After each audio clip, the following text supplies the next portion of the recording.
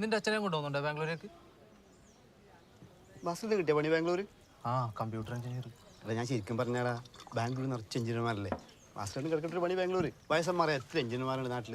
ഈ ഡോക്ടർമാരും എഞ്ചിനീയർമാരും വയസ്സായാലേ ഭയങ്കര ഡിമാൻഡാണ്. ശ്രദ്ധിച്ചിട്ടുണ്ട് അത്? എൻ്റെ പൊന്നോ അതേട്ടാ, ഞാൻ എവിടെയും പോകണില്ല. ചേട്ടാ ഒരു ചായ. എന്നെപ്പോലെ വീട്ടിലേക്ക് പോവോ? അർജന്റാ. എന്തിനാ? നിങ്ങളെ അച്ഛൻ വീണു.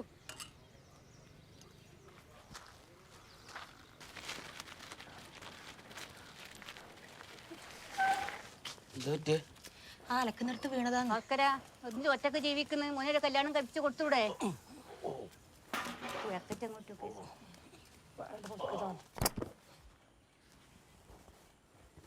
ഗുളികയൊന്നും കഴിക്കില്ല അല്ലേ? മെല്ലെ പറഞ്ഞാൽ മതി, അച്ഛനെ ചെവി വെക്കും. ഞാൻ കഴിക്കലുണ്ട്. ഭാസ്കരേട്ടാ, ഇങ്ങനെ ഗുളികയൊന്നും കഴിക്കാണ്ട് എന്നിട്ട് ഒരു കാര്യമില്ല കേട്ടാ. എന്തെങ്കിലും ആയിക്കഴിഞ്ഞാൽ നിങ്ങൾക്കും പ്രശ്നമാണ്, ബാക്കിയിലേക്കും പ്രശ്നമാണ്. നീ നിന്റെ പണിയെടുക്ക.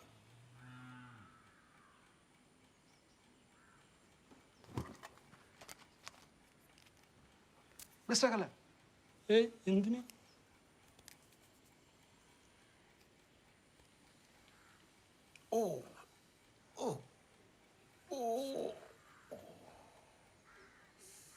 എനക്കിനിപ്പോൾ ഇതിൽ കാര്യമായിട്ടൊന്നും ചെയ്യാനില്ല. വളരെ പഴകിയ അസുഖമല്ലേ, എപ്പോഴാണ് തട്ടിപ്പോകുന്നതെന്ന് പറയാൻ പറ്റില്ല. പിന്നെ കൃത്യസമയത്ത് മരുന്ന് കഴിക്കാന്നുള്ളത് മാത്രമേ ഉള്ളൂ. വീട്ടിലെ പണിയല്ല നീ വേറെ ആരും കൊണ്ട് ചെയ്യിക്കടാ. എത്ര നാളെന്ന് വെച്ചാൽ അയാൾ ചെയ്യില്ല, അയാൾക്ക് വയസ്സായില്ലേ. പിന്നെ നീയും സ്ഥിരമായിട്ട് എന്തെങ്കിലുമൊക്കെ ഒരു ജോലിക്ക് പോ. നീ ഇലക്ട്രോണിക്സ് അല്ലേ? അല്ല മക്ക് ഒരു കാര്യമില്ല. ഞാൻ പറഞ്ഞിട്ടില്ലേ?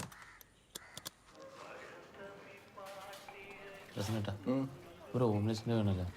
നിനക്കാ? അനക്കല്ല, വീട്ടിലെ കാര്യം നോക്കാൻ, അച്ഛനും നോക്കാൻ ഒരു ഹോംലെസ്സിന് വേണമെന്ന് പറഞ്ഞില്ലേ? ഓ, ആ ഹോം നഴ്സ്. ഈ ഹോം നഴ്സ് അത്ര സേഫ് അല്ല കേട്ടോ. ഈ നാട്ടിൽ ഒരു പെണ്ണുങ്ങൾ സേഫ് അല്ലല്ലോ. നിങ്ങൾ എന്നെ നോക്കുന്നത്? വീട്ടിലോട്ട് പറഞ്ഞ ഹോം നേഴ്സ് സേഫ് അല്ല. അവരെന്തെങ്കിലും കട്ടുകൊണ്ടു ആടെ കക്കാനൊന്നുമില്ല, ആകെയുള്ള അച്ഛനാണ്. ആ പെരുമ്പേല് ഒരു ഏജൻസി ഉണ്ട്, അവിടെ നല്ല ഹോം നഴ്സിനെ കിട്ടും.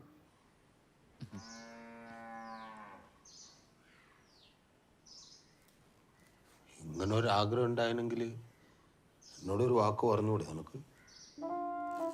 അച്ഛൻ ഇതല്ല, ഞാൻ ഇന്നലെ പറഞ്ഞില്ലേ ഹോം നേഴ്സ്.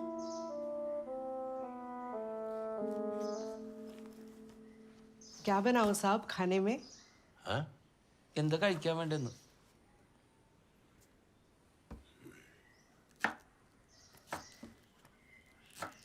വിളിച്ചോണ്ട് പോടാ. അടുക്കള കയറി.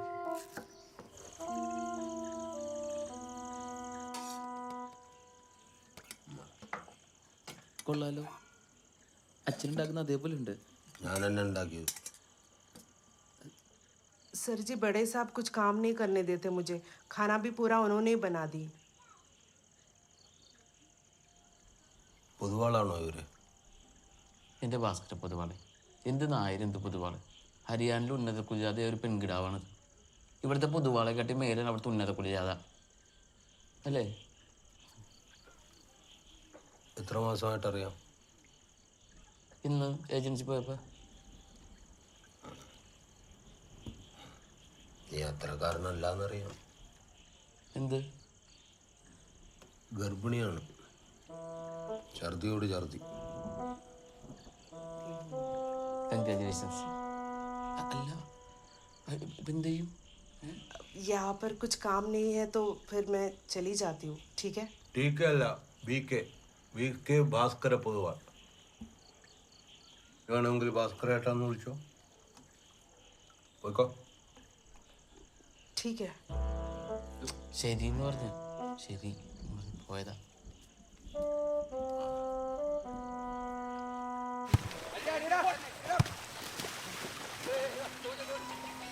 കുറേ നമ്മളുണ്ടല്ലോ, വൈറസ് ആയിരിക്കും. പൈസ പോവേ. ഹലോ,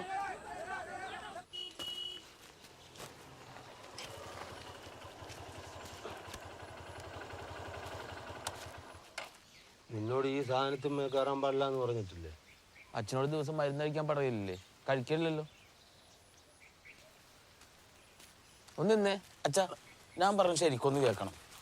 എനിക്ക് വയസ്സ് 34. മുടി നോക്കിയേ, എല്ലാം പോയി തുടങ്ങി. ഈ രണ്ടും കൂടി പോയിട്ടുണ്ടെങ്കിൽ ഭരത് ഗോപിയാവും. ഒപ്പരം പഠിച്ചവരൊക്കെ സുയിപ്പാക്കാൻ തുടങ്ങി. എവിടെ പോണു? പണിയുണ്ട്. എൻ്റെ ചങ്ങായി, എനിക്കൊരു പണി ശരിയായിട്ടുണ്ട്. ജപ്പാൻ കമ്പനിയിലേക്കാണ് ഞാൻ പോകുന്നു. അപ്പൊ ഞാനോ? അച്ഛൻ്റെ ഒപ്പം പോര്. ഞാനൊന്നുമില്ല ജപ്പാനിലേക്ക്. കണ്ണും ചെറുതായിട്ട് പൊക്കവും കുറഞ്ഞ് എന്നെ പോലെ തന്നെ. കണ്ട എല്ലാം ഒരേപോലെ ഇരിക്കും, ഒരുമാതിരി ചൈനക്കാരെ പോലെ. അച്ഛാ, ജപ്പാൻ കമ്പനിയാണെന്നുള്ളൂ, റഷ്യയിലാണ് ഓഫീസൊക്കെ. ആ ആ, അതന്നെ ഒരു തട്ടിപ്പല്ലേ. ജപ്പാനിലെ സ്ഥലമില്ലാഞ്ഞിട്ടാണോ റഷ്യയിൽ പോയി കമ്പനി തുടങ്ങിയത്? പ്രാടാന്ന്. നീ കഞ്ഞിയും കുടിച്ചിട്ട് ഈടെങ്ങാനും വല്ല പണി കിട്ടും. അച്ഛനെ എഞ്ചിനീയർ ആക്കിയത് ഈ പയ്യനൊരു പണിക്കോനാണോ? പിന്നെ റഷ്യ എവിടെയാനാ? 4 വർഷത്തെ കാര്യമുള്ളൂ. കുറെ മലയാളികളുണ്ട് അവിടെ, ചങ്ങായിമാരുണ്ട് അവിടെ, ഇടയ്ക്ക് വരാനും പറ്റും. അപ്പൊ ഞാൻ ചത്ത നീ വരുന്നവരെ നൈസിൽ ഇട്ട് വെക്കും. എനക്കൊന്നും പറ്റൂല തണുത്ത് കുറച്ച് ചാവാൻ. അച്ഛൻ ഇവിടെ തമാശ കളിക്കരുതാ. ഇനി ഈ പണിക്കൂടി ഞാൻ പോയില്ലെങ്കിൽ മൂത്ത് ധരിച്ച ഒരു മാനസിക രോഗിയായിട്ട് ഈ ഉത്തരത്തിനെ കെട്ടി തൂങ്ങും. അച്ഛൻ എന്തൊക്കെ പറഞ്ഞാലും ശരി, ഒരു അടിപൊളി ഓംനേഷനോട് വെച്ചിട്ട് ഈ പണിക്ക് ഞാൻ പോവച്ചാ.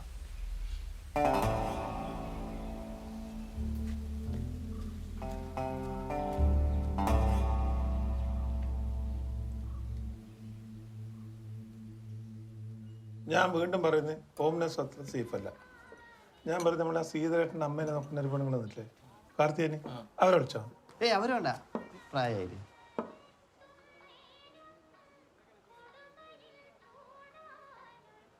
ഞാൻ പറഞ്ഞ അതല്ല, ഈ പ്രായ പെണ്ണുങ്ങളെ വെച്ചാണ്ടല്ലോ, അവർക്ക് ഉണ്ടെങ്കിൽ സൂക്കേട് വന്നാൽ അവരെ നോക്കാൻ വേറെ ആളെ വെക്കേണ്ടി വരും.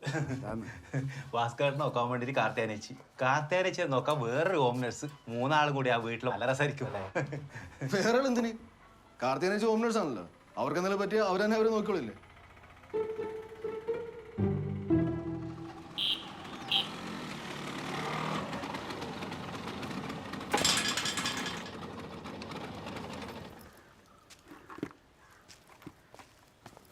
പ്രസന്നേട്ടാ, ഓ,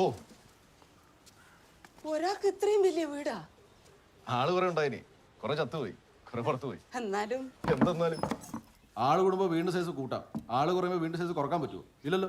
വാ, എങ്ങനെയുണ്ട്?